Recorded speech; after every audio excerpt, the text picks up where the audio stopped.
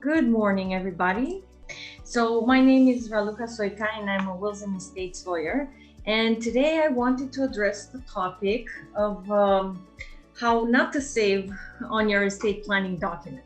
So I was recently approached by a business acquaintance of mine with an interesting question. He had a client who had lost her capacity and had executed a power of attorney while she had capacity.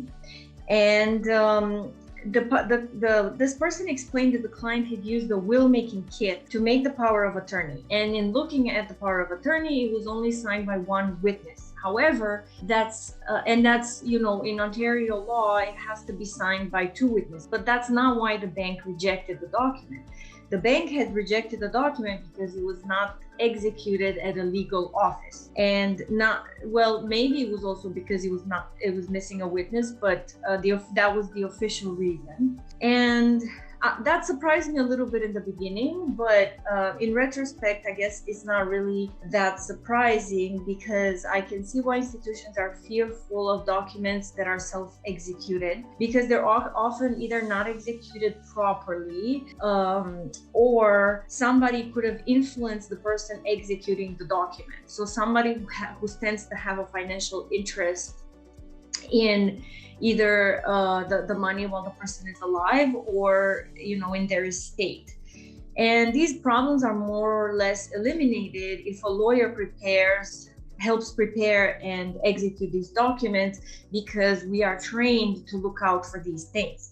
Unfortunately, I had to tell my acquaintance that the person who wants to step up and be the power of attorney for the person who had lost her capacity now has to apply for court for guardianship of property, which is complicated, is time-consuming, and quite expensive, definitely much more expensive than having gone to a legal office to have them prepare the actual power of attorney for her. So I decided to read up on some case law and see similar situations where a testator or a grantor for a power of attorney executed these documents incorrectly and how the courts treated them. So the first case is BMO Trust. In this case, the testator left behind a holograph, which means a handwritten codicil. A codicil is a document that accompanies a will, and it modifies a will. So it could, for example, remove a paragraph and add another one, or remove the executor, replace the executor, and replace it with another name, etc. And so this was executed by hand, and the document was not signed. And instead, the testator, what she did is she wrote her name in the attestation clause. So an attestation clause is the clause at the very end of the document stating that the document had been executed in the presence of two witnesses. Now, one side argued that this codicil was valid because it had the handwritten name, and the handwritten name was the signature. And the law in Ontario does not preclude a document to be rendered invalid just because the person had signed in close to the attestation clause. The other side argued that while the deceased handwriting occurs in various places throughout the document, the deceased had no fixed intention to sign or give effect to this codicil. So intention is very, very important as well.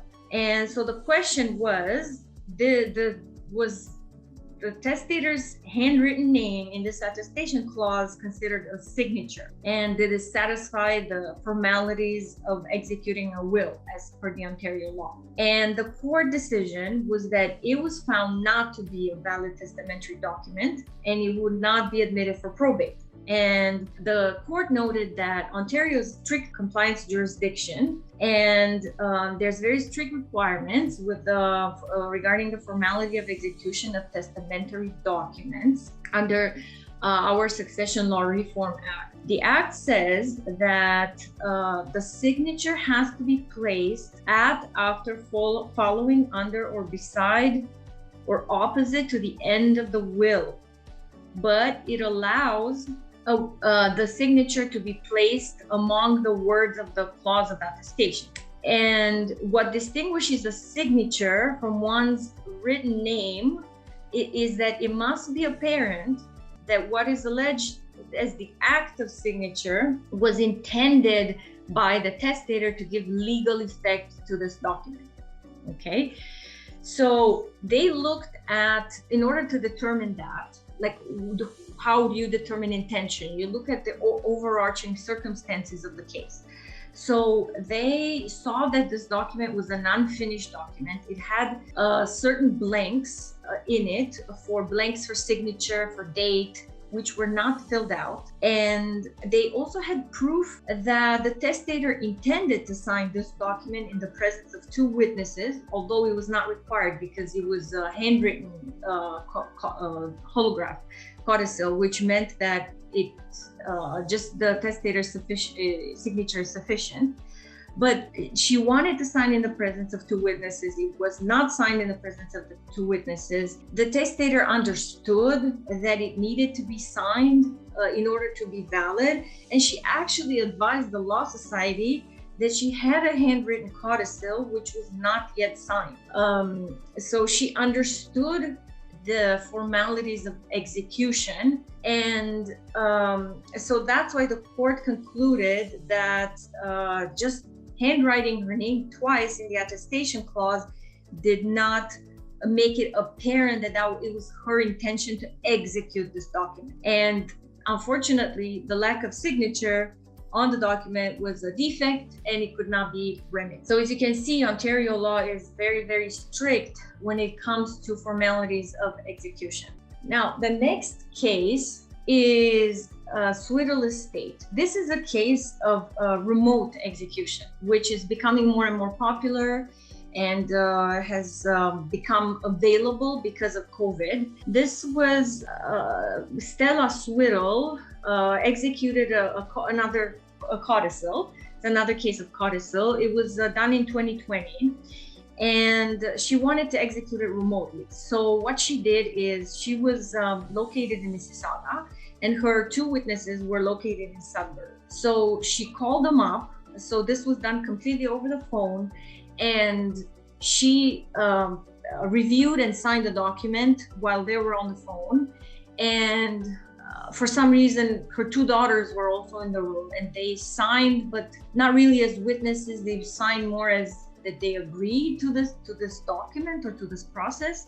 And then the next day, she couriered the document to her witnesses in Sudbury, who then signed and who witnessed the document. And the question to the court was whether this codicil met the formalities of execution under Ontario law.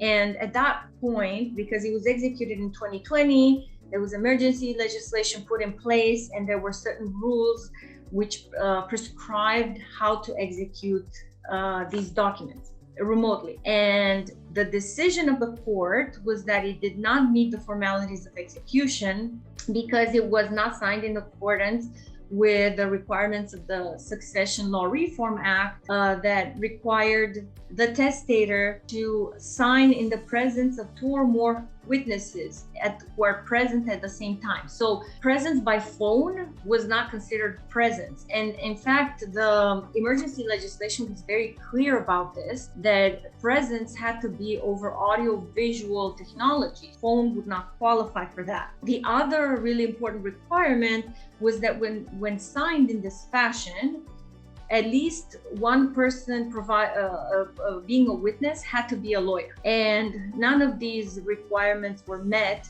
And unfortunately, it was considered that it did not meet the requirements of the formalities of execution. Now, the law during the pandemic has been constantly changing, and that this includes the law with respect to remote signing of wills. To answer some really common questions, there is no such thing as an electronic will. So a will signed electronically with, for example, electronic software like DocuSign, that does not exist. So now the law says that it has to be signed in counterparts, which means, and it has to be signed at the exact same time. So if the witnesses are on one end, and the testators on the other end, and they communicate to audiovisual technology, and the witnesses and the testator have to sign at the same time and see each other sign, and they all have a identical or nearly identical copy. And so there's basically two wills, literally one, but it's considered one will. So one that is signed by the testator and one that is signed by the witnesses. And then, one of the witnesses has to be a lawyer, and then you put it all together, and that's essentially one document. But of course, there can't be any differences between the two documents, because then it doesn't meet the requirements of execution. So I guess to try to summarize all of this, maybe all these people were trying to save money on their estate planning documents by thinking, they're going to save a few $100s by executing them themselves. They thought maybe it wasn't that difficult, it just requires a couple signatures. What's the difficulty in that? So, however, you saw that the law is not only strict, but it has also evolved a lot. And what I gave you was just one example with a virtual signing of wills, but there's also many other things that have changed in estate law. This proves that it doesn't hurt to have a consultation with a lawyer on such an important topic as one's own money, especially when you're talking about all of your money. Thank you.